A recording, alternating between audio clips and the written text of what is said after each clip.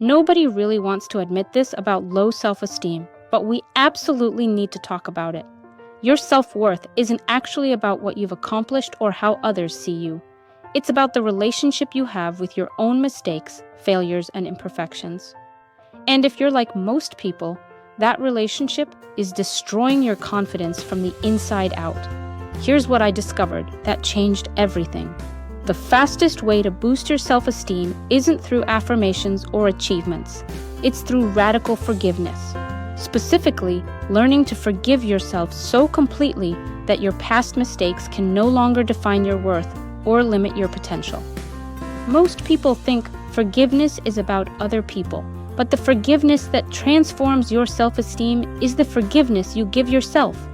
When you master radical self-forgiveness, you don't just feel better about your past, you create an unshakable foundation of self-worth that no external circumstance can touch. By the end of this video, you're going to understand why your self-esteem struggles are really forgiveness issues in disguise. You'll learn the exact process that transforms self-criticism into self-compassion and shame into strength. More importantly, you'll discover how to build the kind of self-esteem that doesn't depend on being perfect or having everyone's approval. Let me tell you about the moment I realized my self-esteem problems weren't really about confidence at all.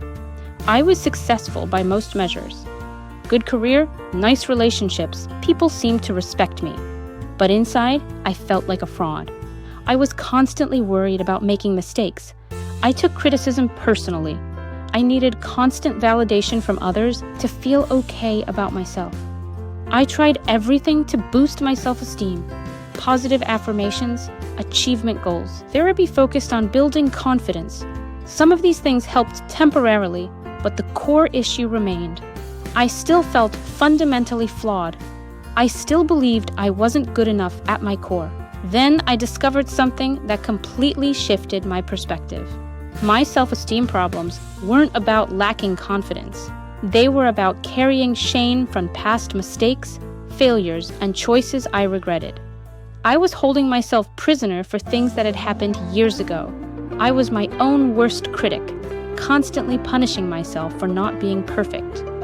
That's when I learned about radical self-forgiveness. Not the surface level forgive and forget approach, but a deep understanding of how to transform shame into wisdom, regret into growth, and self-criticism into self-compassion. This approach didn't just improve my self-esteem, it revolutionized my entire relationship with myself. So what exactly is radical forgiveness, and how does it connect to self-esteem? Traditional forgiveness is often about letting someone off the hook for what they did to you. Radical forgiveness is about understanding that every experience, including your mistakes and failures, serves your highest growth and evolution. When it comes to self-esteem, radical self-forgiveness means seeing your imperfections not as evidence that you're flawed, but as proof that you're human and learning.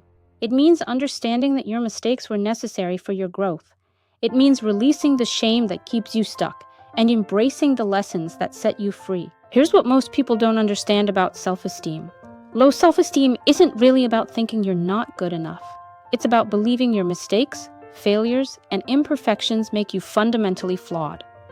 It's about carrying shame from your past into your present moment. It's about being unable to forgive yourself for being human. High self-esteem, on the other hand, comes from understanding that you are worthy of love and respect exactly as you are, mistakes and all. It comes from knowing that your imperfections don't diminish your worth. It comes from having such a compassionate relationship with yourself that external validation becomes nice but not necessary. This is why traditional self-esteem advice often fails. It tries to build confidence without addressing the underlying shame. It focuses on achievements and positive thinking without healing the relationship you have with your own humanity. It's like trying to build a house on a foundation that's cracked. No matter how beautiful the structure, it won't be stable. If you're finding value in understanding this connection between forgiveness and self-worth, I'd love for you to hit that subscribe button and turn on notifications. That way you won't miss any of our content on building authentic confidence through inner healing and radical self-acceptance. Let me share the story of Lisa, who came to me with what she thought was a confidence problem.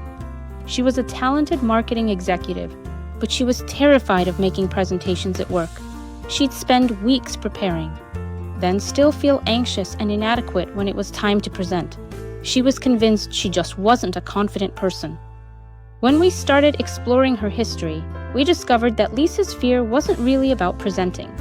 It was about a mistake she'd made 5 years earlier in a different job. She'd given a presentation that didn't go well. Her boss had criticized her harshly in front of colleagues. She'd felt humiliated and embarrassed. Lisa had never forgiven herself for that presentation.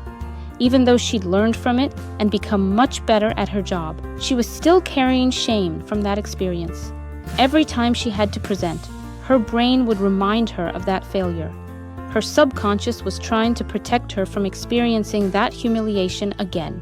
Through radical self-forgiveness, Lisa began to see that presentation differently. Instead of evidence that she was bad at her job, it became a learning experience that had made her better. Instead of something to be ashamed of, it became something to be grateful for. She realized that without that failure, she might never have developed the skills that made her so good at her current job. When Lisa truly forgave herself for that presentation, everything changed. She stopped seeing it as a reflection of her worth and started seeing it as part of her growth. Her confidence in presenting returned because she was no longer afraid of making mistakes. She understood that mistakes were just part of learning, not evidence of being flawed.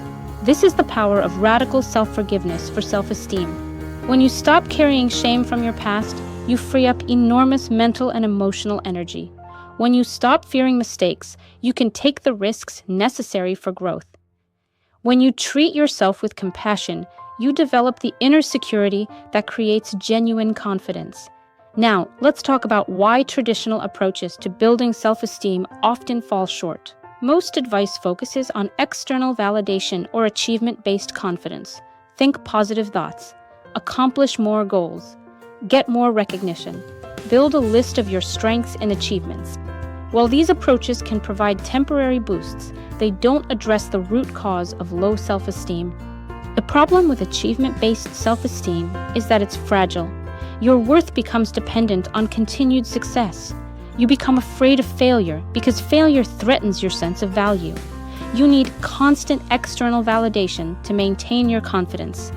This creates a cycle where you're always trying to prove your worth instead of knowing your worth. Radical self-forgiveness creates a different foundation for self-esteem. Instead of basing your worth on what you do, you base it on who you are. Instead of fearing mistakes, you see them as part of growth. Instead of needing external validation, you develop internal validation through self-compassion. This doesn't mean you stop striving for goals or caring about achievement. It means your self-worth isn't dependent on those things. You pursue goals from a place of excitement and growth, rather than fear and proving yourself. You can handle setbacks because they don't threaten your fundamental sense of worth. Let me walk you through the connection between shame and low self-esteem, because understanding this is crucial for healing. Shame is the feeling that you are fundamentally flawed or bad. It's different from guilt, which is feeling bad about something you did. Shame is feeling bad about who you are. Most people with low self-esteem are carrying shame from past experiences. Maybe they made mistakes that hurt others. Maybe they failed at something important. Maybe they didn't live up to expectations. Instead of seeing these as learning experiences, they internalize them as evidence of being flawed. This shame becomes a filter through which they see themselves. They focus on their weaknesses while minimizing their strengths. They assume others are judging them harshly because they're judging themselves harshly. They avoid risks because they're afraid of confirming their worst fears about themselves. Radical self-forgiveness dissolves shame by changing how you interpret your past experiences. Instead of evidence of being flawed, your mistakes become evidence of being human. Instead of reasons to feel bad about yourself, they become opportunities for growth and wisdom. Instead of limiting your future, they become stepping stones to your potential. Here's a practical exercise that illustrates this shift. Think of something you've been criticizing yourself for.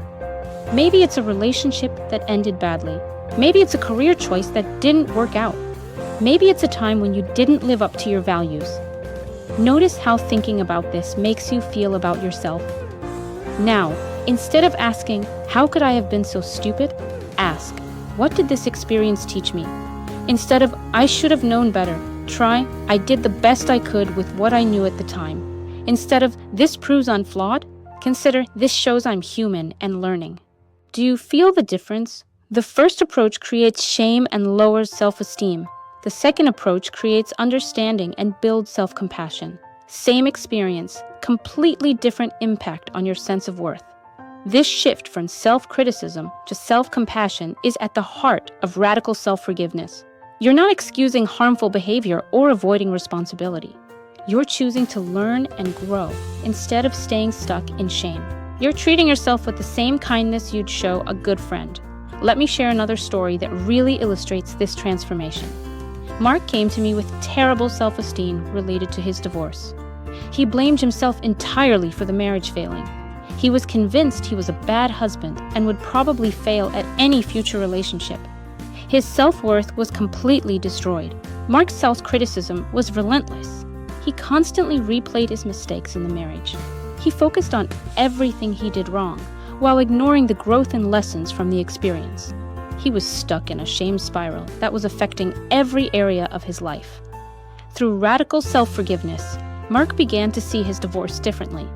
Yes, he had made mistakes, but his wife had too.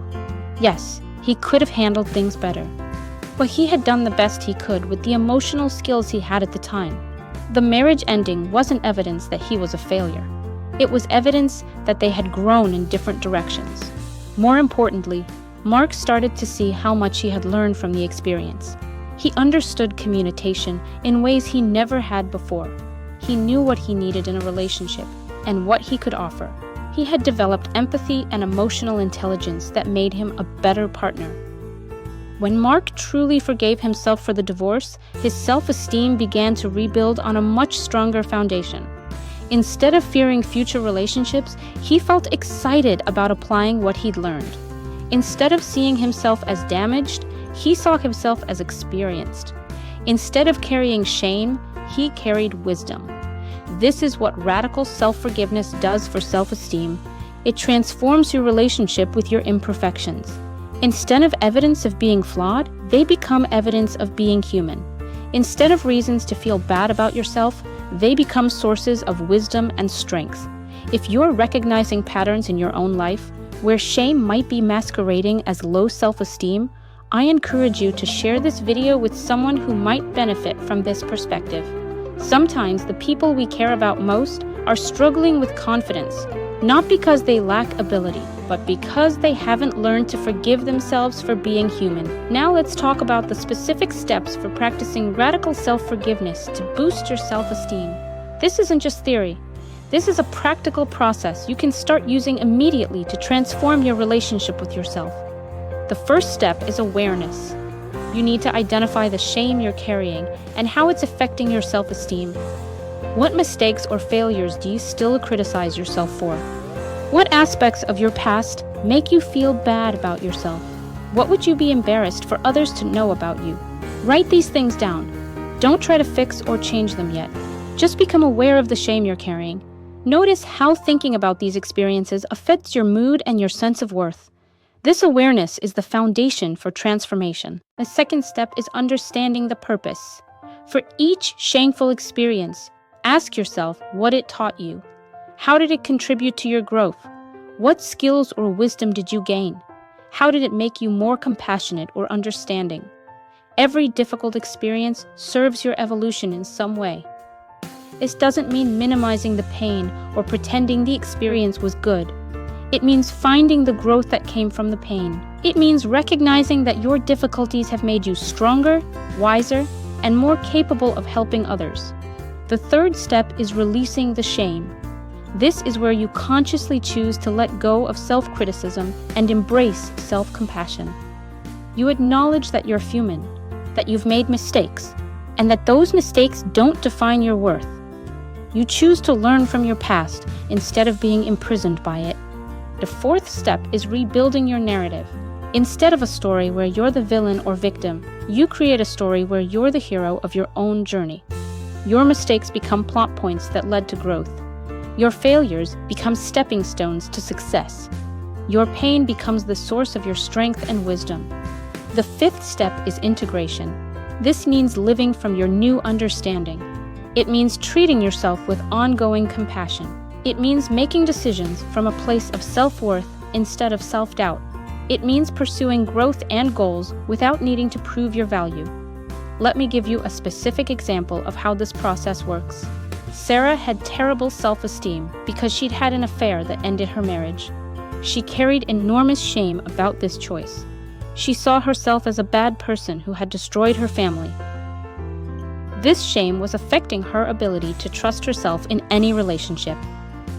Through the awareness step, Sarah recognized how much shame she was carrying and how it was affecting every area of her life. She realized she'd been punishing herself for years, which wasn't helping anyone. In the understanding step, Sarah began to see what led to the affair. She'd been in an emotionally disconnected marriage for years. She'd tried to communicate her needs, but felt unheard. She'd gradually become attracted to someone who made her feel valued and understood. The affair wasn't about being a bad person. It was about being human and making a poor choice when she felt desperate for connection. Through the release step, Sarah chose to forgive herself for the affair.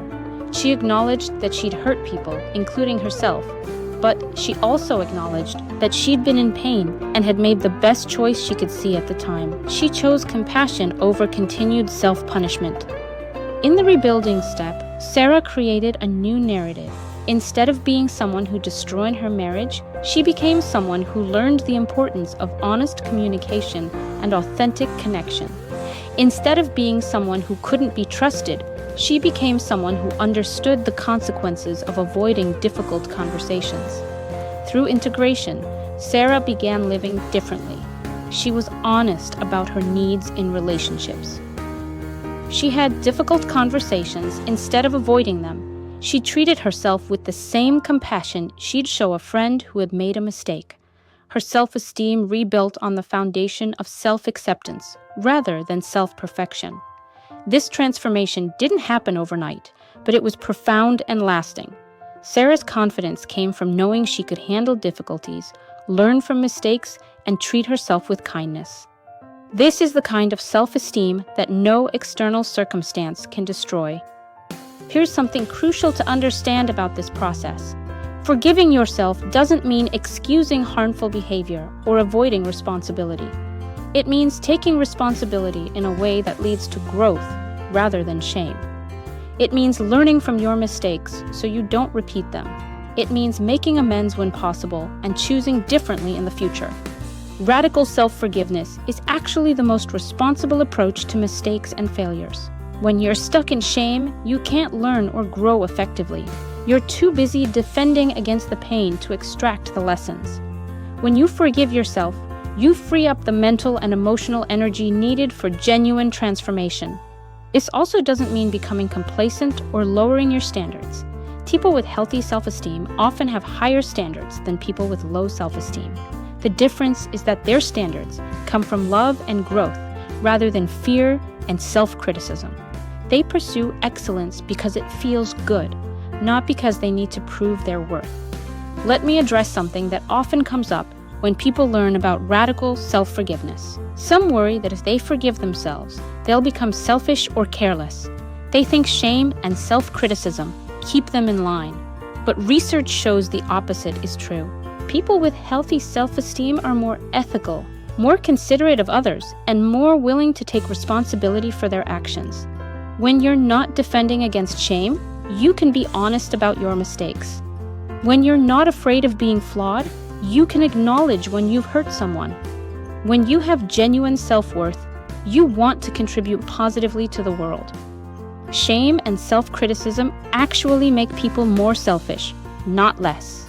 When you feel bad about yourself, you become focused on protecting your ego. You might lie, blame others, or avoid taking responsibility because admitting mistakes feels too threatening. You can't give what you don't have, and you can't love others well if you don't love yourself. This brings me to how radical self-forgiveness affects your relationships with others. When you have a healthy relationship with your own imperfections, you can have healthier relationships with others' imperfections. When you've forgiven yourself, you can forgive others more easily. When you accept your own humanity, you can accept others' humanity.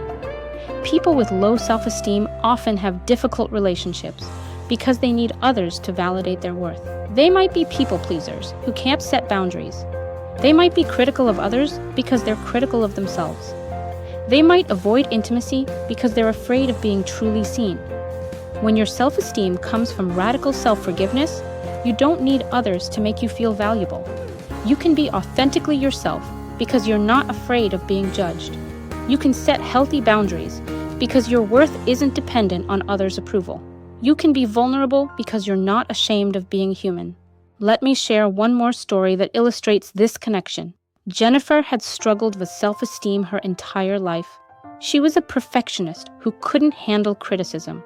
She was terrified of making mistakes at work.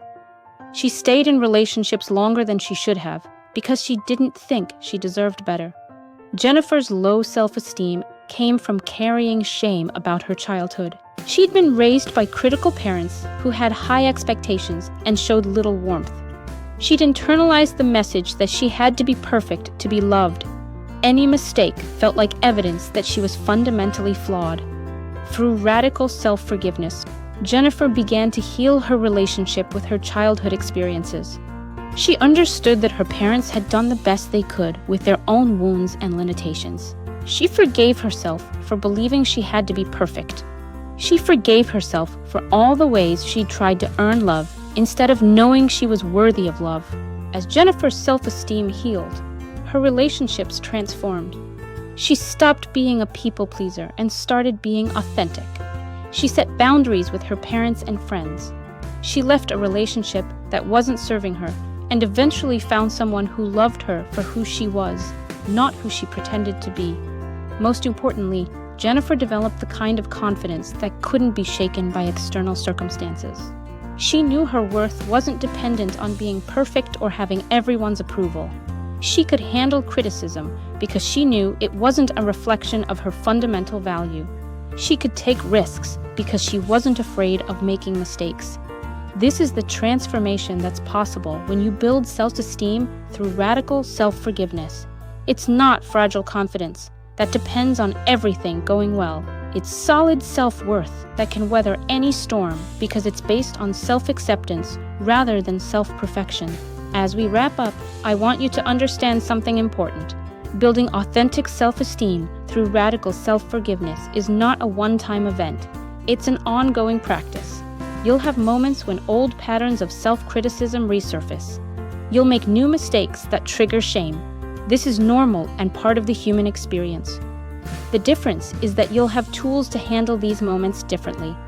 Instead of spiraling into shame, you can practice self-compassion. Instead of using mistakes as evidence of being flawed, you can use them as opportunities for growth. Instead of needing external validation to feel okay, you can provide that validation for yourself. Remember, your worth is not determined by your achievements, other people's opinions, or your ability to be perfect. Your worth is inherent. You are valuable simply because you exist.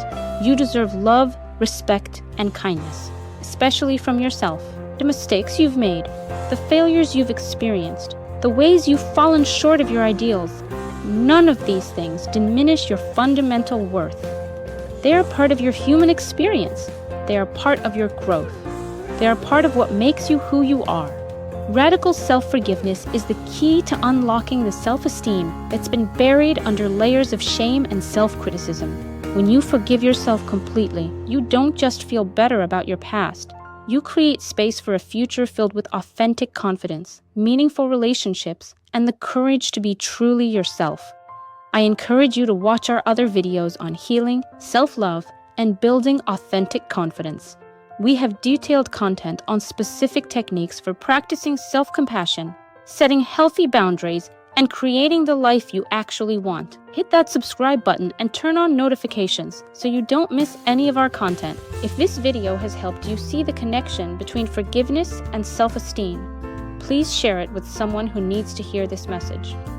Sometimes the people we care about most are struggling with confidence, not because they lack ability, but because they haven't learned to treat themselves with the kindness they deserve.